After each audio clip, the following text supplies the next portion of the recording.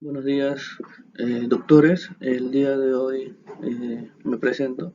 Soy el doctor Moriano Chávez Cristian, médico residente de medicina intensiva del Hospital Mario Auxiliadora. Justamente hago esta diapositiva o este enfoque, mejor dicho, del infarto maligno en paciente crítico para la rotación de telesalud, ¿no? Bueno, primero vamos a empezar con la definición, ¿no? La definición de introducción es que es un deterioro progresivo del estado de conciencia y déficit neurológico severo, ¿no? Conjuntamente se evidencia una imagenología con compromiso isquémico de gran magnitud. En este caso se tomaba como un punto de corte, mencionaban, mayor al 50% del territorio de la arteria cerebral media, ¿no? Entonces, una vez establecida la definición, nos tenemos que ir a la parte de fisiopatológico, ¿no? Entonces, todo empieza con una disminución del flujo sanguíneo cerebral que a su vez produce una disminución de la energía, ¿no? La ATP, ocasionando alteraciones o lesiones a tres niveles: a la microcirculación, a la neurona y a la glía. Ahora, ¿cómo daña o cómo afecta a la glía? Ocasiona apertura de canales iónicos que ocasiona al final un edema citotóxico, ¿no? Que ocasiona al final un daño celular irreversible. Por parte de la neurona hay una falla de la bomba de sodio-potasio, ocasionando una despolarización de la membrana y posteriormente teniendo una liberación de glutamato, ¿no? Que justamente esto es lo que llega a ocasionar un edema citotóxico o un aumento de calcio intracelular y al final ocasionar lo que es daño irreversible. Y por parte de la microcirculación hay una lesión a nivel endotelial, teniendo también una respuesta neuroinflamatoria por citoquinas, ¿no? Ocasionando al final una disrupción de esta barrera hematoencefálica y al final ocasionando un edema vasogénico. Ahora, ¿cómo se llega a diagnosticar esta patología? Bueno, prácticamente con dos. Como había mencionado, puede ser es con clínica o la genealogía, ¿no? Lo que el paciente va a referirte. Y aparte, con conjunto de imagenología, de preferencia una tomografía cerebral sin contraste, debido a que tiene una buena accesibilidad en nuestro medio, ¿de acuerdo? Ahora, ¿cómo predecir que un paciente pueda tener o sospechar que podría evolucionar a una malignidad del infarto en la arteria cerebral media? Hay varios predictores que son clínicos radiológicos, ¿no? De una evolución a malignidad. Una de ellas es la edad, ¿no? Generalmente se presenta en los pacientes más jóvenes. Hay que sospechar si es que llega a tener un stroke isquémico, ¿no?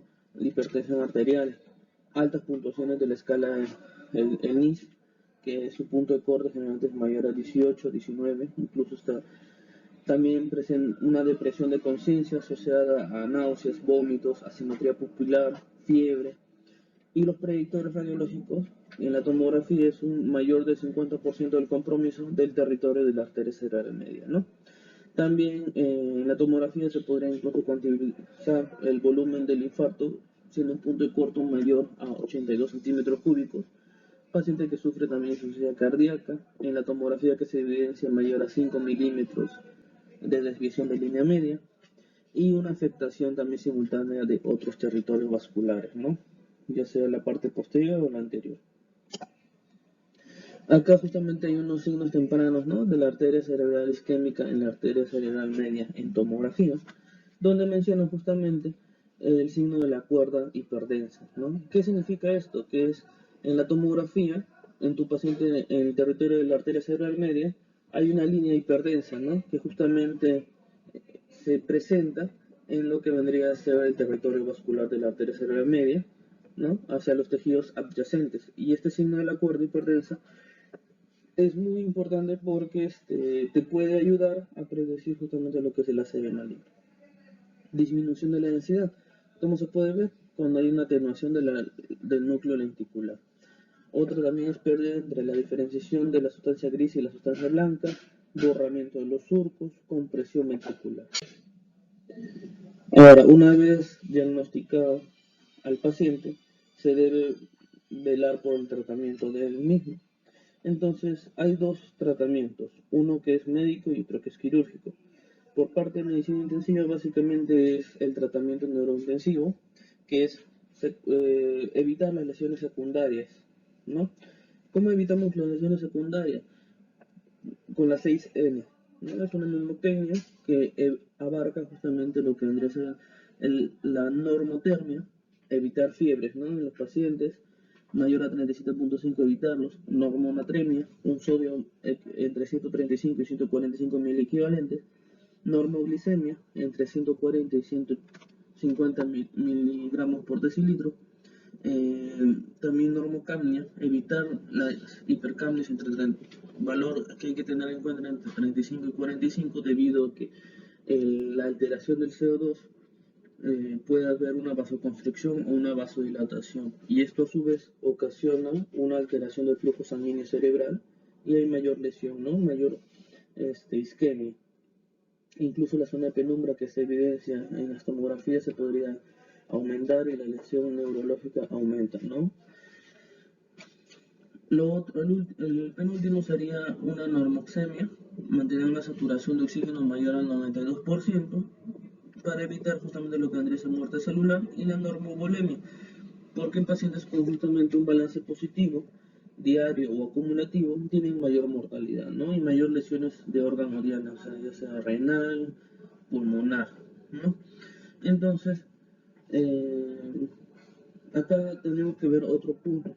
Si debe ser con este paciente tener monitorización de la presión intracraneal, sí o no. La respuesta es depende, en verdad.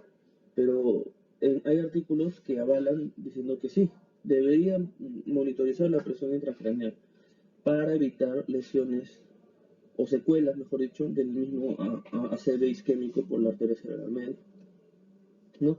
Cuando se decide plantear un tratamiento neurointensivo, se necesita monitorizar la presión intracraneal para ver, ¿no? Si no hay secuelas, no hay hipertensión endocraniana, pero ojo, la monitorización de la presión intracraneal no es fiable al 100%. En los pacientes con ACV maligno se llega a ocasionar hasta un 25% de fiabilidad de que el paciente, al tener una presión intracraneal elevada, es que en verdad está haciendo hipertensión endocraniana. El paciente podría estar con hipertensión endocraniana y no mostrar signos de hipertensión, ya que solamente en el 25 se puede observar eso. Y por último, la descompresión quirúrgica, ¿no? Esta efectividad clínica puede ser, tenemos que tener tres preguntas. ¿Para qué sirve la craniectomía? ¿Cuál es la técnica y sus complicaciones? Y si mejora o no mejora los resultados en estos pacientes. Entonces vamos a la primera pregunta, que es ¿cuáles son los aportes de la craniectomía? Hay un estudio en el 2011 que se llama el DECRA, ¿no? Que justamente era para pacientes, el estudio trataba que era una craniectomía descompresiva en el traumatismo craneoencefálico difuso, ¿no? Y la pregunta de este estudio era que si pacientes ingresados a la UCI con lesión cerebral traumática, difusa, grave y una presión intracraneal elevada refractaria, si la craniectomía descompresiva temprana mejoraba los resultados funcionales en comparación con el tratamiento médico continuado, ¿no? Este es un ensayo internacional, multicéntrico, aleatorizado y controlado, donde justamente se llegó a responder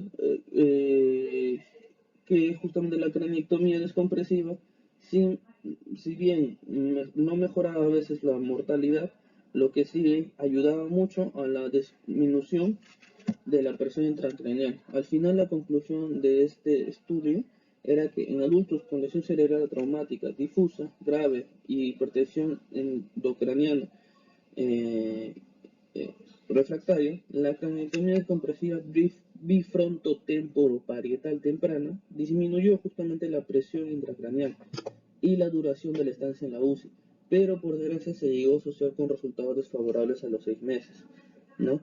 Y de ahí salieron otros estudios para ver la efectividad y en quién realizar la craniectomía descompresiva, pero ese es tema en otro punto, ¿no? Ahora bien, una vez que has escalado hasta la craniectomía descompresiva, hay probabilidades que todavía el paciente siga haciendo hipertensión endocraniana.